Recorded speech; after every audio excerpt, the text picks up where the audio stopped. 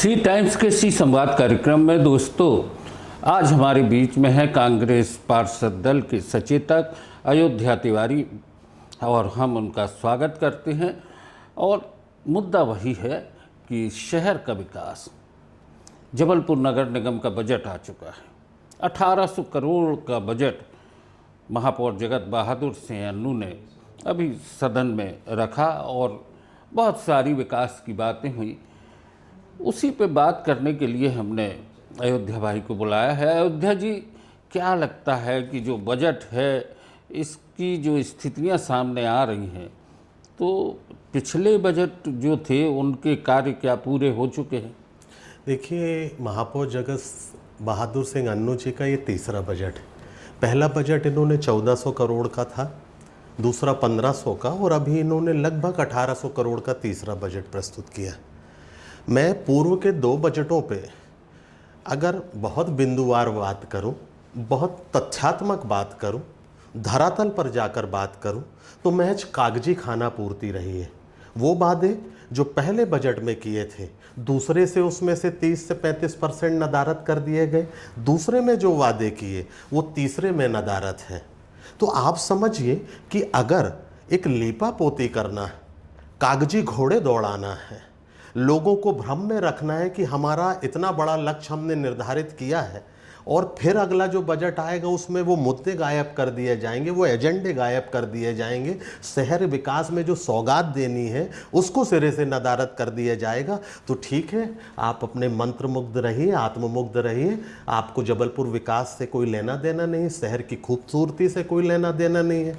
शहर को जो आप भोपाल इंदौर के समकक्ष रखने का जो सपना संजो के रखे हुए हैं, वो अंदर ही पैदा कर रहे हैं और अंदर ही उसको दफन कर दे रहे हैं। बजट की ज़मीन पे कागज की घोड़े दौड़ रहे हैं और कांग्रेस पार्षद दल, जो कि एक मुख्य भूमिका में है, ये उस बात को उतनी तरीके से, उतने विरोध के साथ मुखर होकर बोल पाने में कहीं पीछे है, ऐसा लगता है। नहीं गंगाचरण साहब, देखिए, हम सड़क पर लगातार संघर्ष कर रहे हैं, जोन वाइज तक संघर्ष कर रहे हैं। हम जबलपुर नगर निगम में 16 जोन हैं, हम हर जगह दस्तक दे रहे हैं, जनता के बुनियादी मुद्दे उठा रहे हैं, जो उनकी महत्वपूर्ण ज़रूरतें हैं उनको लेकर आए दिन नॉक कर रहे हैं। जनता जनार्दन को जागृत करने का प्रयास कर रहे हैं, कमिश्नर को जगाने का प्रयास कर रहे हैं। जगत बहादुर सिंह अन्नू साहब की जो कथनी है उसकी करनी का भी अंतर स्पष्ट करने में लगे। आप सचेतक हैं, कुछ बातें जरूरी भी हैं। भवन अधिकारी का काम वहाँ पर एक ऐसा व्यक्ति देख रहा है जो कि इंजीनियर नहीं है जी, है ना। और इसी तरीके से सफाई ठेकों की स्थितियाँ हैं, स्वच्छता सफाई अभियान पर भी अगर जाएं तो बहुत सारी खामियां सामने आती हैं जी। तो कांग्रेस पार्षद दल, खासकर मैं आपसे बात कर रहा हूँ कि इन मुद्दों को लेके सदन में उतना मुखर होकर बोलने की स्थिति में क्यों नहीं? देखिए, मैं आपकी जानकारी में ये बात बड़ी जिम्मेदारी से कहना चाहता हूँ कि ये सारे विषय, जैसे आपने भवन विभाग का जो प्रभारी है वो व्यक्ति नॉन टेक्निकल बैकग्राउंड का, पर उस व्यक्ति को वो व्यवस्था दी गई जिसका वो अल्फ़ाबेटिकली ABC नहीं जानता।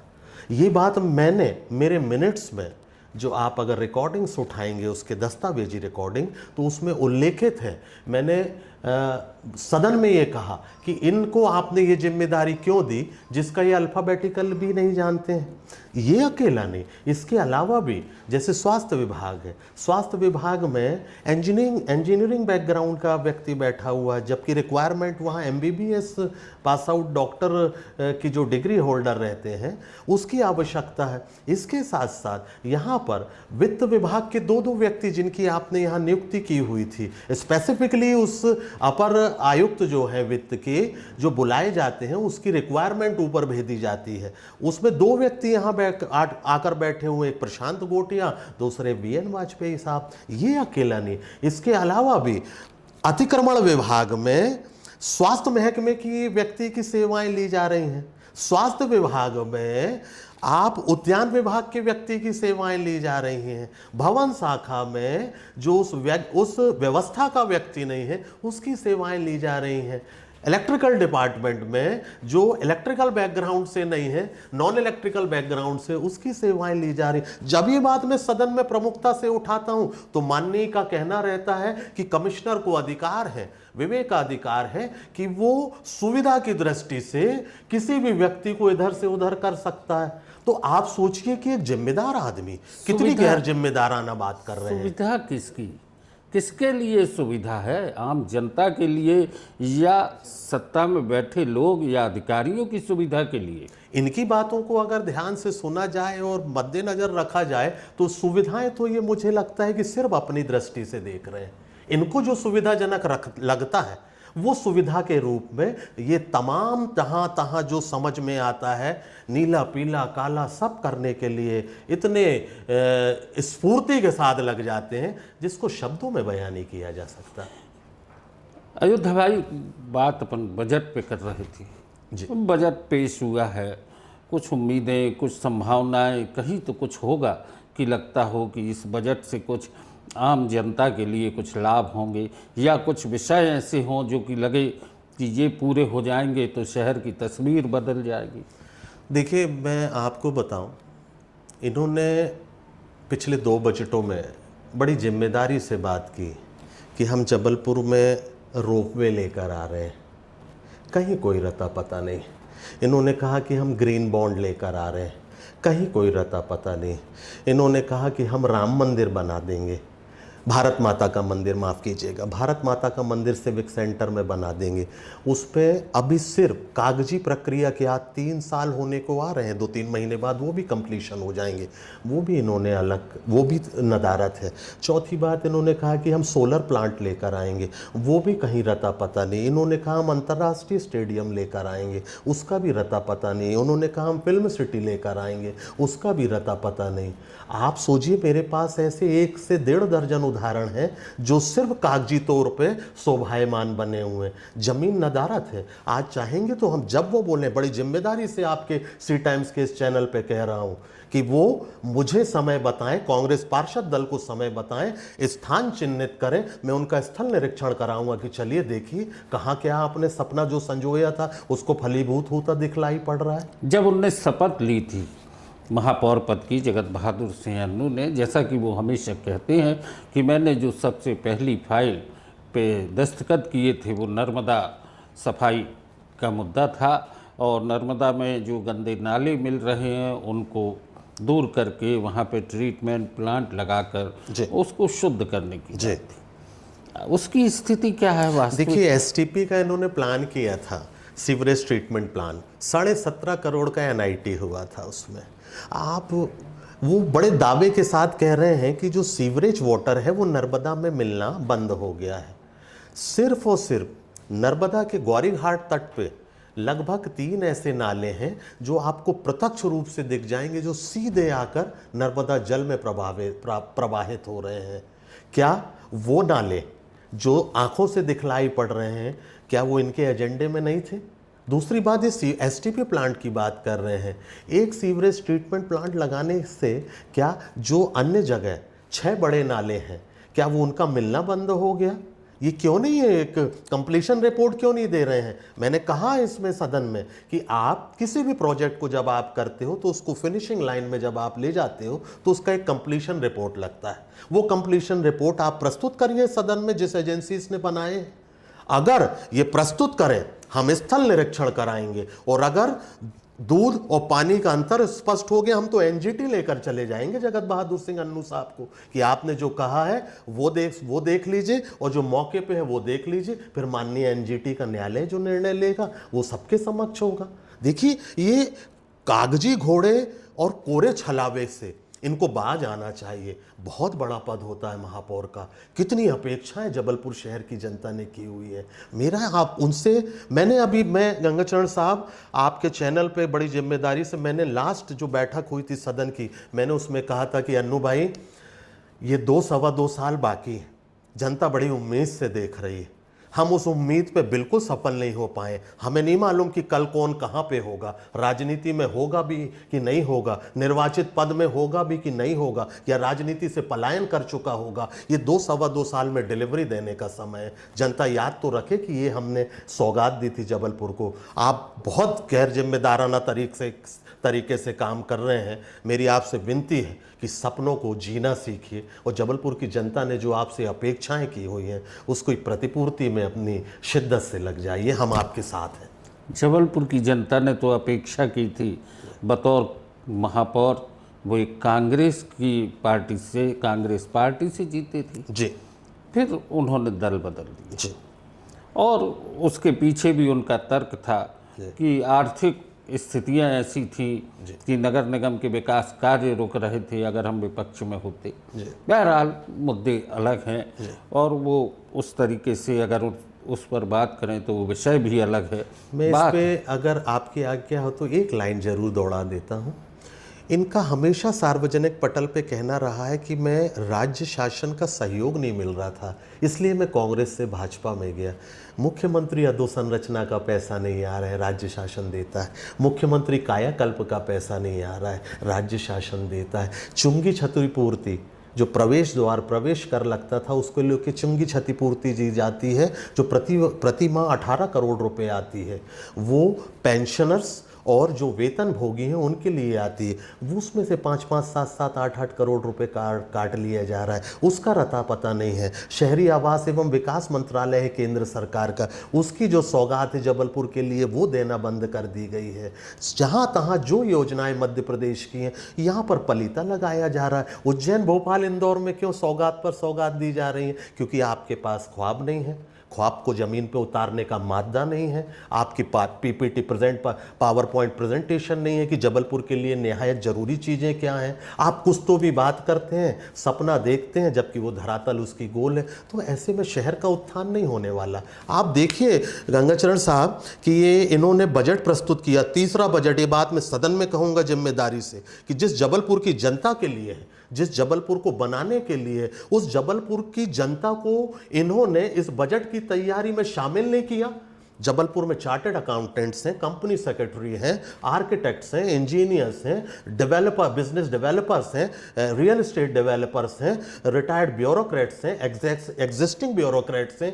क्या उनकी अपनी सेवाओं के दौरान अध्ययन नहीं रहा होगा, अनुभव नहीं रहा होगा? मैं गंगाचरण साहब से अगर पत्रकारिता को लेके मुखरता से कुछ तो भी बात करूंगा बिना किसी मेरे जमीनी अनुभव के, तो मैं शून्य हूं ना, मूर्ख हूं मैं। आपने उनका लाभ नहीं लिया जिन्होंने, आपने किसी टाउन प्लानर तक की, आप और तो छोड़िए, जबलपुर में हर शहर में एक सीडीपी होता है, सिटी डेवलपमेंट प्लानर। यहाँ पर सिटी डेवलपमेंट प्लानर की कहीं कोई दूर दूर तक देखा दाखी नहीं है, पता ही नहीं है कि सीडीपी होता क्या है, और आप कह रहे हैं हम शहर बनाने निकले। तो ये बजट किसने तैयार किए? देखिए, इनको तो जो अधिकारी बता रहे हैं वो उसको सुन के चल रहे हैं।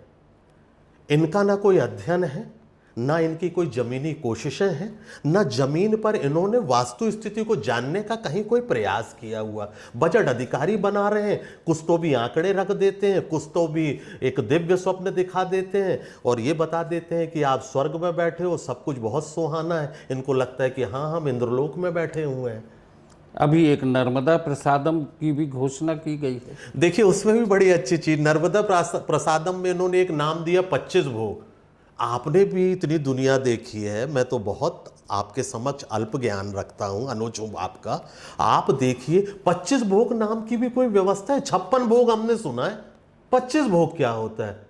मतलब कुछ तो भी टर्मिनोलॉजी लेकर आप आ जाओगे। कहीं कोई जिसका ना सर है ना पैर है, और आप 25 भोग के नाम से जनता को मूर्ख बनाने निकल गए। क्या प्रस्तावना आपने उसकी तैयार की हुई? विभिन्न प्रांतों का फूड आएगा उसमें। आप जबलपुर महाकौशलय का फूड उसमें इन्वॉल्व कर लो। क्या कार्य योजना है आपकी उसमें? उसको लेकर आपने कोई टोपोग्राफी वहाँ की देखी? उसका वहाँ का आपने कैचमेंट एरिया देखा? वहाँ का आप जो एग्जिस्टिंग जो भौगोलिक स्थिति है उसको लेकर कहीं कोई पतासाजी की आपने? कहीं कोई पतासाजी नहीं की इन्होंने। सिर्फ एक कहीं से कोई एक सपना किसी ने बेचा, इन्होंने खरीदा और उसको आकर जबलपुर के समक्ष थोप दिया।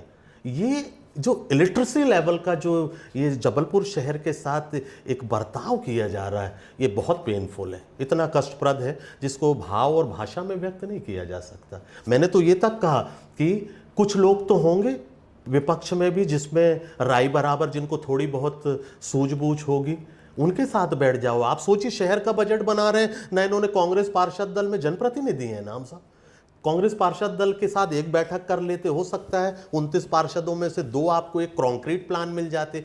भाजपा पार्षद दल में बैठ जाते, आपके पास लगभग 3.5 से 4 दर्जन पार्षद है, उसमें भी बुद्धि विवेक वाले लोग हैं, उनसे आप ले लीजिए, हो सकता है 1-2 प्लान ऐसे मिल जाते जो उस क्षेत्र को ही तो स्वरूप प्रदान करते, साथ साथ जबलपुर शहर को भी एक भव्यता देते, आकार देते, क्योंकि जो वहाँ का स्थानीय जनप्रतिनिधि होता है उससे ज़्यादा आप नहीं जान पाएंगे। महापौर का एक बड़ा परिधि होती है उसकी, पर सुनने की स्थिति कदापि नहीं है, समझने की स्थिति मुझे समझ नहीं आती, करने की स्थिति आपके समक्ष है। हम मां नर्मदा के तट के किनारे हैं जी। अभी गर्मी आ रही है जी जल वितरण व्यवस्थाओं पर भी लगातार सवाल उठते रहे जी। अभी क्या स्थिति लगती है कि आने वाले समय में जल प्रदाय व्यवस्थाएं कैसी होंगी? देखिए, ये जबलपुर की जनता जो कि मां नर्मदा की गोद में बसा है शहर, उसको फिर सामना करना पड़ेगा पानी के त्राहिमाम का। मतलब हाथ आया मुंह न लगी वाली स्थिति है इस जबलपुर शहर की नगर निगम के। आप देखिएगा, लोग मटके लेकर, कंटेनर लेकर लाइन में लगे मिलेंगे, आए दिन हमको वाटर टैंकर भेजना पड़ेंगे। आप देखिए, रामनगरा ललपुर की पाइपलाइन आए दिन टूट जाती है, आए दिन फूट जाती है। रिपेयरिंग की स्थिति ये रहती है कि गर्मियों में तो 1-1 हफ्ते तक रिपेयरिंग नहीं हो पाती। आप सोचिए कि कितना टेक्निकल स्टाफ की कमी है आपके पास कि आपको 1 हफ्ते लग जाता है। आपको बाहर से, मतलब आपको स्टेट के बाहर से लोगों को बुलवाना पड़ता है, कहीं जयपुर से बुलवाना पड़ता है, कहीं किसी अन्य प्रदेश से बुलाना पड़ता है, आप फिर वही इनको भोगना पड़ेगा। जबलपुर की जनता को मतलब वो एहसास कराने पर आमादा है जिसकी वो कतई उम्मीद नहीं करती। फिर पानी का त्राहिमाम होगा, फिर जगह जगह स्थितियां बड़ी विपरीत होंगी, और इनकी को देखिए ना, इनके पास कोई प्लान है। किसी भी व्यवस्था को अगर जब आप अपनाने जाते हैं तो उसके पहले आपकी एक तैयारी होती है कि प्लान ए, अगर ये एग्जीक्यूट नहीं होता तो प्लान बी नहीं होता तो सी। इनके पास तो प्लान ए रहता है और प्लान ए इनका 99% विफल होता है। दोस्तों, सी टाइम्स के इसी संवाद कार्यक्रम में अयोध्या तिवारी कांग्रेस पार्षद दल की सचेतक, इन्होंने बड़ी बेबाकी के साथ अपनी बात कही है। और बजट का मुद्दा था नगर निगम के 1800 करोड़ का बजट, जिसके बारे में इन्होंने जो एक शब्द में बात कह दी है कि कागज़ की ज़मीन पे, बजट की ज़मीन पे कागज़ के घोड़े दौड़ रहे हैं और कहीं कुछ नहीं है। बहरहाल, ये विषय ऐसा है जिस पर कि बहुत देर बात की जा सकती है। अभी वक्त है, हम फिर मिलेंगे किसी और मुद्दे के साथ और किसी और विषय के साथ, और आपसे चर्चा ज़रूर करेंगे कि शहर की जो विकास की योजनाएं हैं उनकी ज़मीनी हकीकत क्या है। और चलते चलते एक बात और कह दें, किसको कैसर पत्थर मारे कौन पराया है, जिसको देखो उसका चेहरा अपना लगता है। सी टाइम्स के इसी संवाद कार्यक्रम में अयोध्या भाई बहुत बहुत धन्यवाद आपको, बहुत बहुत धन्यवाद।